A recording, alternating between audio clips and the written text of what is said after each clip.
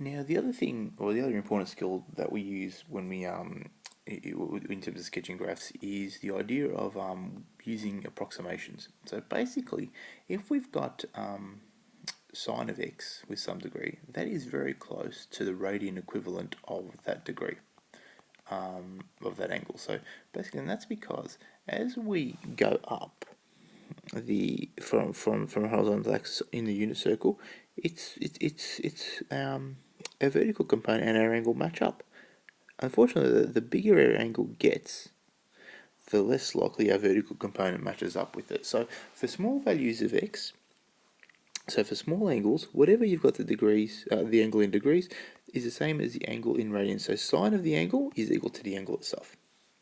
When we're dealing with cos, though, if we have a look at cos, our graph looks like this, which looks like an inverted or an upside down parabola. So to do that, we have to have a negative x squared value.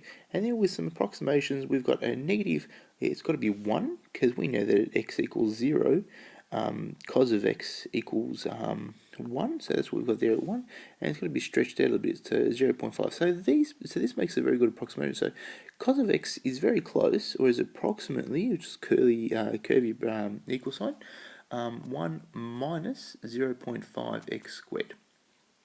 So let's use these facts to find some approximations of these.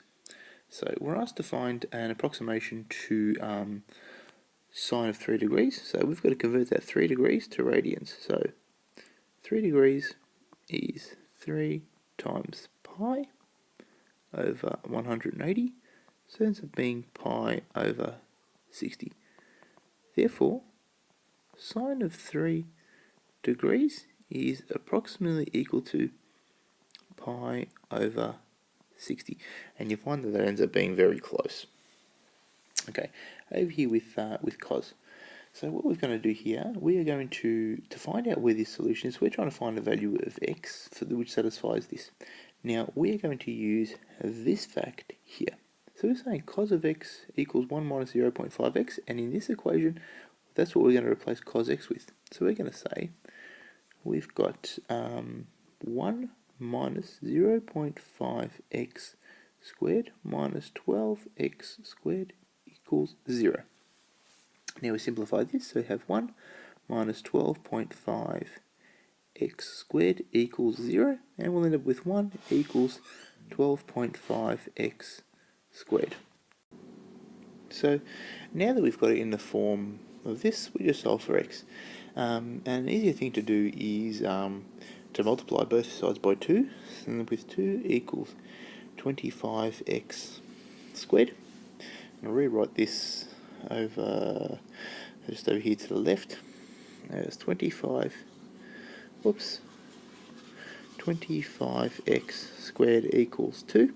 5 is over 25, so x squared equals 2 over 25. And we take the square root of that, so x equals plus or minus square root of 2 over 25. We can simplify that further to plus or minus the square root of 2 over 5. So basically, we have got a solution